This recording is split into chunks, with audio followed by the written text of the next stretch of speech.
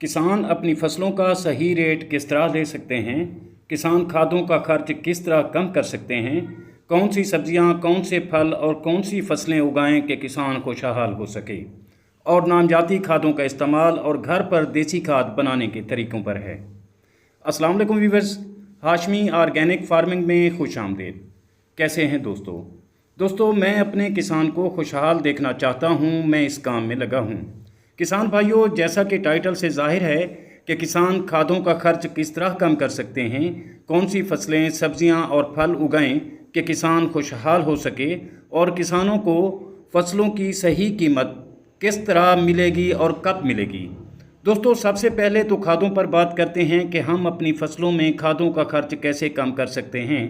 तो दोस्तों, सबसे पहले तो हमें केमिकल्स वाली खादों जैसे यूरिया, डीएपी वगैरह, इनकी मिकदार को कम करना होगा। और ये तब होगा जब हमारी ज़मीन ज़रखेज़ होगी, यानी हमारी ज़मीनों में नामजाती मादा वाफिर होगा। किसान भाइयों, ज़मीन की ज़रखेज़ी कुदरती खादों में पोशीदा है, जिनमें गोबर की गली सड़ी खादें, बकरियों की मेंगनियाँ, मुर्गियों की वेस्टेज और पत्तों की खाद शामिल है। जब हम अपनी ज़मीनों में नामजाती मादे की मिकदार बढ़ा देंगे तो डीएपी और यूरिया के इस्तेमाल और ज़रूरत कम हो जाएगी। इसलिए आप जब भी कोई नई फसल काश्त करें तो ज़मीन की तैयारी के वक्त नामजाती खादों से ज़मीन को ज़रूर भरें। चाहे तो गोबर की खाद डालें, मुर्गियों की बीटें डालें या फिर बकरियों की मेंगनियाँ डालकर आप अपनी ज़मीन की ज़रखेज़ी बढ़ा सकते हैं। जब ज़मीन की ज़रखेज़ी बढ़ेगी तो केमिकल्स वाली खादों का खर्च कम हो जाएगा। दूसरी बात कि हम कौन सी फसलें काश्त करें, कौन सी सब्जियां और फल पैदा करें जिनसे हम अच्छी आमदनी हासिल कर सकें। तो किसान भाइयों, फसलों की काश्त, सब्जियों की काश्त और फलों की काश्त मार्केट को मद्देनज़र रखते हुए देखकर करनी चाहिए।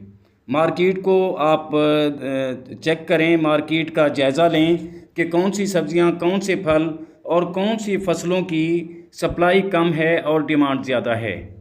क्योंकि जिन फसलों और सब्जियों की डिमांड ज़्यादा होती है, सप्लाई कम होती है, तो उनको अच्छा रेट मिलता है।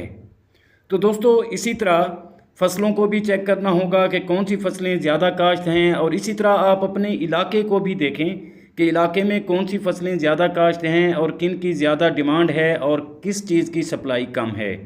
आप सोच समझकर फसलें, सब्जियां और फल काश्त करके अच्छा मुनाफा और अच्छी कीमत वसूल कर सकते हैं। तीसरी बात किसान भाइयों के किसानों को फसलों की सही कीमत कब मिलेगी। तो दोस्तों, ज़राअत पेशा भी है और इबादत भी और कारोबार भी। कोई भी कारोबार हो तो उसकी मार्केटिंग चेक की जाती है कि किस आइटम में मुकाबला ज़्यादा है और किस आइटम में मुकाबला कम है।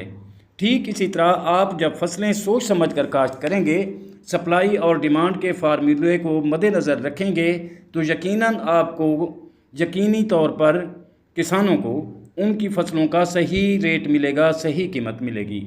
किसान भाइयों, सर्दियों की फसलों की काश्त का वक्त करीब आ रहा है। खुदारा आप मेरा कहना माने, सिर्फ 1 एकड़ या 1 बीघे में या फिर 1-2 कनाल में नामजाती खाद का इस्तेमाल करें और फिर देखें, अपनी फसल की पैदावार भी चेक करें और देखें कि आपको कितना मुनाफा आता है। और इस तरह आपका खर्च भी कम होगा। बग़ैर केमिकल्स खादों के इतनी पैदावार ले सकते हैं आप कि आप ख़ुद हैरान रह जाएंगे। यकीनन आप इससे ज़्यादा पैदावार लेंगे। तो इससे आपको 2 फ़ायदे होंगे। एक तो खादों का खर्च कम होगा, दूसरा फसलों का रेट भी अच्छा मिलेगा, क्योंकि फसलें आपकी प्योरली ऑर्गेनिक होंगी और ऑर्गेनिक की डिमांड अब इस वक्त पूरी दुनिया में तेज़ी से बढ़ रही है और सप्लाई बहुत कम है। जब आप ऑर्गेनिक फसलें उगाएंगे तो आपको डबल मुनाफा मिलेगा और इस तरह मेरा किसान खुशहाल होगा। उम्मीद करता हूं कि आपको मेरी ये बात समझ आ गई होगी। अगर वीडियो अच्छी लगे तो लाइक और शेयर ज़रूर कीजिएगा, और अगर आप दोस्त मेरे चैनल पर नए हैं तो चैनल को भी ज़रूर सब्सक्राइब कर दें। बहुत शुक्रिया। दुआ है कि अल्लाह हम सब पर मेहरबान रहे। आमीन। जल्द मिलते हैं किसी अगली वीडियो में। तब तक अल्लाह हाफिज़।